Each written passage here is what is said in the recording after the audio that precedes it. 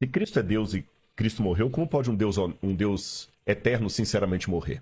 É. Se Deus é Deus, como é que tem o grande conflito entre o bem e o mal? Só tenho uma resposta para te dar, André.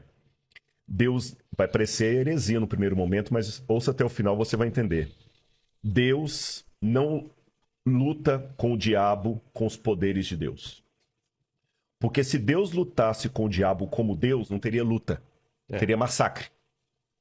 O próprio fato de ter um grande conflito entre o bem e o mal significa que Deus não luta com as armas de Deus. Ele luta com o caráter de Deus.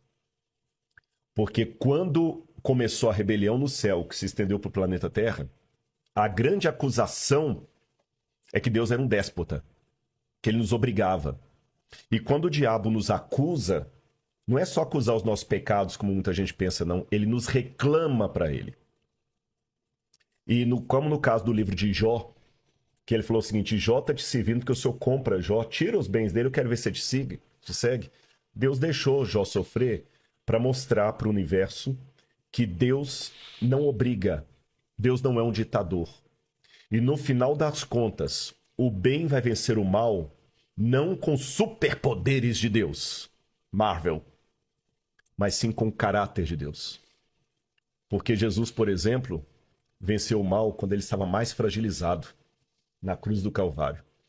E tem um texto, André, que você deve depois procurar a Bíblia para ler, Filipenses 2, verso 5, que para mim é uma das teologias, lembra que eu falei de cristologia, uma das mais bonitas, que é a teologia do esvaziamento. Paulo fala o seguinte: tenham em vocês o mesmo sentimento que houve também em Cristo Jesus.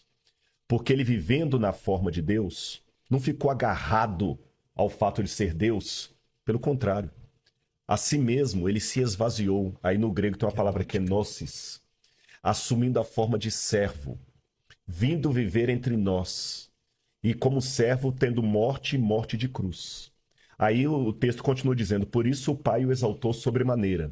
Ele deu um nome que está acima de todo nome. Quando eu li isso a primeira vez, eu falei assim: peraí, parece que os testemunhos de Jeová tem um ponto aqui. Porque se Jesus é Deus, por que o Pai tem que dar um nome para ele acima de todo nome se ele já tem? A questão é o seguinte: até a cruz, Jesus era Deus por natureza. Mas com o que ele fez na cruz do Calvário, ele é Deus por natureza e por honra ao mérito. Ele é Deus e merece ser Deus. Se tivesse vaga para Deus no universo, o único ser capaz moralmente é Jesus.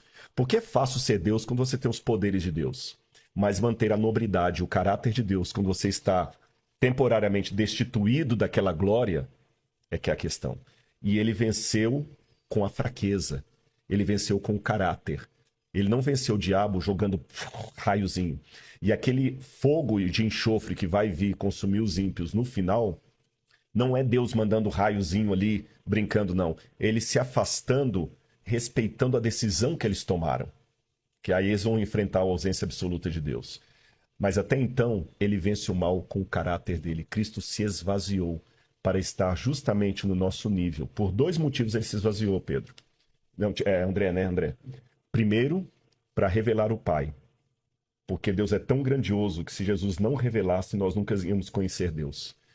Lutero dizia que os homens usam uma máscara para se esconder. Deus é o contrário, ele usa uma máscara para se revelar. Ele é tão grandioso que o jeito dele se revelar é se ocultando.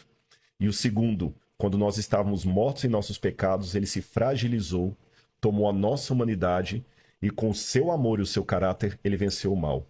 Essa é a maior prova de que ele é poderoso. Porque poder não é você usar algo que você pode para arrebentar o outro. É você poder fazer isso e não fazer.